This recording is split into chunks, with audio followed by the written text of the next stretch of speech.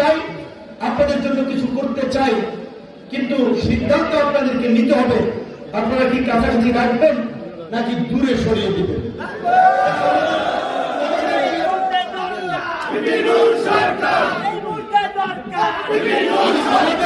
পরিচিত এবং অবস্থা আছে, আমি গাজীপুর কালিয়াপুর থেকে পড়াশোনা করেছি। অনেকে বলে ভাই এইখান থেকে আপনি নির্বাচন করেন, আমাদের কিছু নেতা কর্মী আছে চট্টগ্রাম থেকে, ভাই আপনি এইখান থেকে নির্বাচন করেন।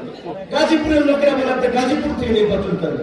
Dhaka Uttara high school and কলেজে পড়েছি, ওই এলাকায় থেকেছে। অনেকে বলে আপনার এলাকায় স্কুল আর ভালো স্কুল, এইখানে আপনার অনেক লোকজন আছে, এইখানে নির্বাচন করেন। শহরে নির্বাচন করলে এত মানুষের দোকানে দোকানে গ্রামে গ্রামে ঘুরতে আমার হয় না, হবে না। শহরের মানুষ চেনে, ফেসবুক, ইউটিউব, মেইন স্ট্রিম মিডিয়ায় দেখে। আর যে কাজকর্ম এই পর্যন্ত করেছি, যে সংগ্রাম করেছি, তাতে শহরের মানুষ নির্দ্বিধায় ভোট দিতে পারবে।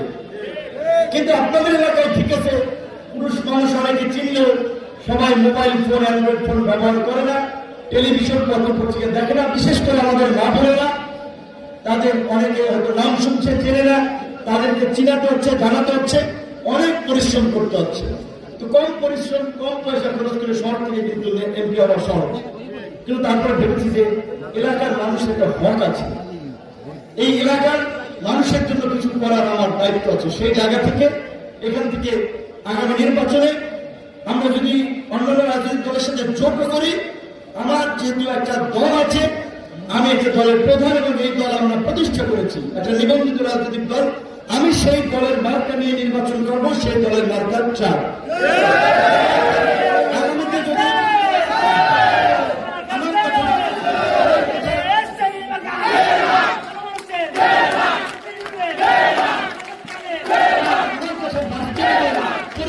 আমি আপনাদের জন্য কিছু করার জন্য এই অসুস্থ শরীর নিয়েও কথা বলতে একটু কষ্ট হয়, মাথায় লাগে, যেহেতু একটা গুরুতর আঘাত থেকে ফিরে এসেছি।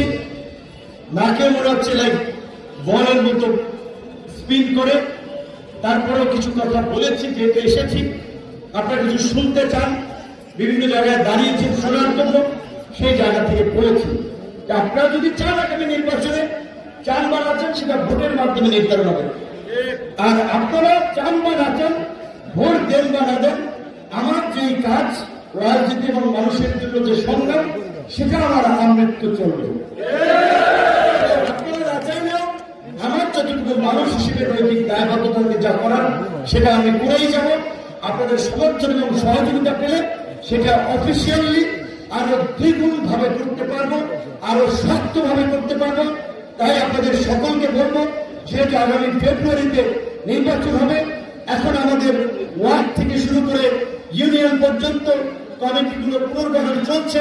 কাজে আপনারা যদি যারা আমাদের সাথে থেকে একটু কাজ করতে চান, সহযোগিতা করতে চান, তারা আমাদের ওয়ার্ড এবং ইউনিয়নের দায়িত্বশীল নেতৃবৃন্দকে সহযোগিতা করবেন, তাদের সাথে একটু যোগাযোগ করবেন। এবং যারা আমাদের জন্য, যেটা বলে আমাদের ভাষায় আদু হমান নামবে, তাদের জন্য আমরা কোমর হমান আমাদের জন্য কিছু করবে, তার প্রতিদানও আমরা তাদেরকে দেবো। আমাদের নেতা কর্মী আজকে 10 মিনিট বলেছে, ভাই লুঙ্গি পরে আপনার প্রোগ্রাম করতে আসি, আমাদের বডি স্প্রে বা ফ্রেন কেনার টাকা নাই, গ্রাম থেকে শরীর থেকে গন্ধ আসে, কিন্তু আপনি নেতা হইতে বলে আপনার কাছ পর্যন্ত যেতে পারবো তো?